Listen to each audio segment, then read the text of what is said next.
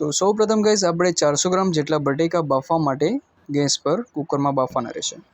તો હવે બટેકા બફાય ત્યાર સુધી આપણે કઢી વઘારવા માટેનો સામાન એટલે કે પેસ્ટ તૈયાર કરી લઈશું. તો તેમાં તમારે તીખું ખાવું હોય એ અનુસાર મરચાં લેવાના રહેશે. તો અહીંયા સૌપ્રથમ અમે મરચાં 10-12 જેટલા લીધા છે, 3-4 લસણની કળીઓ લીધી છે, થોડા ધાણા લીધા છે અને એક લીંબુ લીધું છે.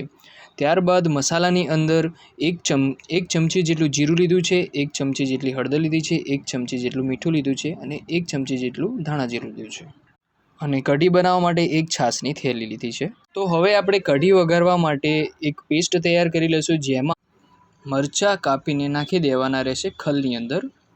ત્યારબાદ મરચાં નાખ્યા પછી તેની અંદર જીરું નાખવાનું રહેશે. જે જીરું નાખ્યા પછી એને બરાબર કૂટી લેવામાં આવશે, જેથી કરીને મરચાં અને જીરું બંને મિક્સ થઈ જશે. અને ત્યારબાદ તે કૂટાઈ ગયા પછી તેની અંદર થોડું જે લસણ લીધું છે એ લસણ નાખી દઈશું અંદર. અને ત્યારબાદ તેની અંદર જે બચેલા મસાલા છે, જેમ કે મીઠું છે તે નાખી દઈશું, હળદર છે તે નાખી દઈશું અને ધાણા જીરું છે તે નાખી દઈશું. ત્યારબાદ સંપૂર્ણ મસાલાઓ જે નાખ્યા છે ખલની અંદર તેને બરાબર આપણે ખાંડી લઈશું. ત્યારબાદ થોડી કોથમીર અંદર નાખી દઈશું કાપીને અને ફરીથી તેને બરાબર ખાંડી લઈશું. ત્યારબાદ આપણે બટેકા જે બાફવા મૂકેલા હતા તે કુકર ઉપર ગેસ ઉપરથી ઉતારી લેવાનું રહેશે અને તેની અંદરથી બાફેલા બટેકા છે તે કાઢી લેવાના રહેશે. અને કાઢ્યા પછી તેને બરાબર છૂંદી લેવા માટે એક ચમચો લેવાનો રહેશે, એને બરાબર છૂંદી લેવાના રહેશે. તમે જુઓ છો તે પ્રમાણે બટેકા પણ છૂંદાઈ ચૂક્યા છે અને પેસ્ટ છે એ પણ રેડી થઈ ગયો છે. ત્યારબાદ કઢાઈ ગેસ પર ચડાવવાની રહેશે, જેમાં 4 ટીસ્પૂન જેટલું તેલ નાખવાનું રહેશે. અને 4 ટીસ્પૂન જેટલું તેલ નાખ્યા બાદ એની અંદર કઢી પત્તા છે એનો વઘાર કરવા માટે કઢી પત્તા સાફ ધોઈ અને એમાં નાખવા માટે રેડી કરવાના રહેશે. જે તમારી સમક્ષ દેખી રહ્યા છો તે પ્રમાણે કઢી પત્તા અંદર કઢીમાં નાખી દેવામાં આવે છે, જે ઉકળતા તેલમાં નાખવાના રહેશે. અને ત્યાં ઉકળતા તેલમાં નાખ્યા બાદ જે પેસ્ટ આપણે તૈયાર કર્યો છે કઢી વઘારવા માટેનો, એ પેસ્ટ અંદર હાઈ ફ્લેમની અંદર જ અંદર નાખવાનો રહેશે.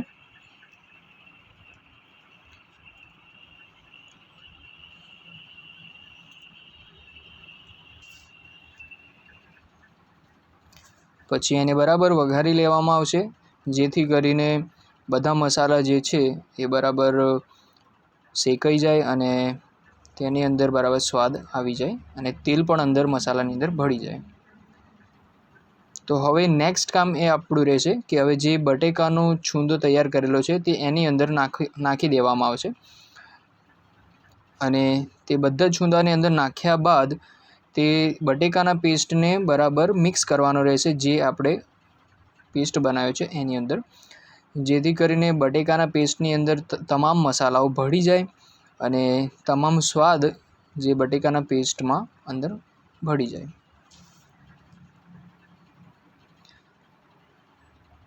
બટેકાના પેસ્ટને નાખ્યા બાદ તેને બરાબર હલાવવાનો રહેશે, જેથી કરીને તમામ મસાલાઓ અંદર મિક્સ થઈ જાય અને તેને થોડીવાર 2 થી 3 મિનિટ જેટલું ધીમી ગેસની આંચ ઉપર એને શેકાવા દેવાનો રહેશે.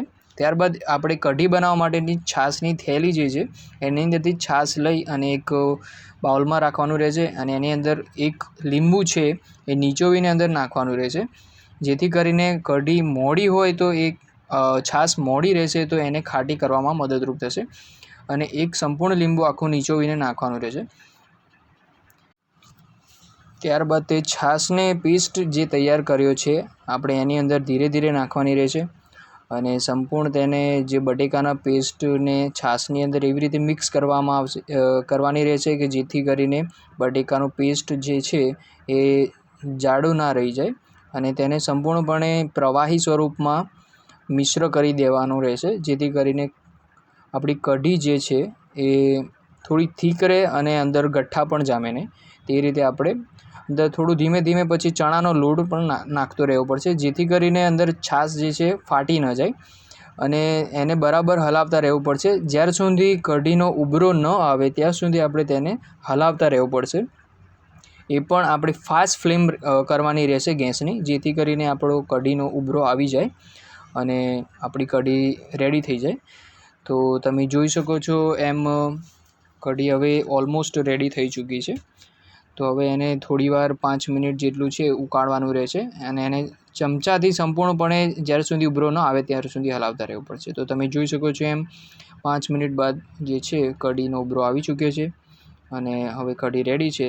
તો કઢીની ઉપર થોડું ગાર્નિશિંગ કરવા માટે કોથમીર છે કટ કરીને નાખી દેવામાં આવશે, જેથી કરીને એનો લુક પણ સારો લાગે અને સ્વાદમાં પણ બેટર રહે. તો તમારી સામે રેડી છે બટેકાની કઢી. વિડીયો ગમ્યો હોય તો ગાઈસ લાઈક કરજો, શેર કરજો અને ચેનલને સબસ્ક્રાઈબ કરજો, જેનું નામ છે સિટી મેં ખાને કા દેસી તડકા. તો થેન્ક યુ ગાઈસ.